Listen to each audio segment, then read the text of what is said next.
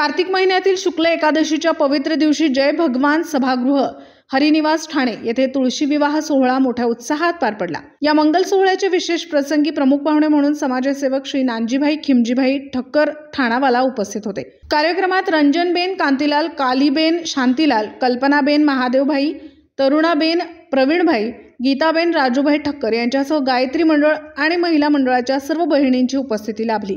कार्यक्रमाच्या यशस्वी आयोजनाबद्दल नानजीभाई ठक्कर यांनी गायत्री महिला मंडळाच्या सर्व सदस्यांचे कौतुक केले।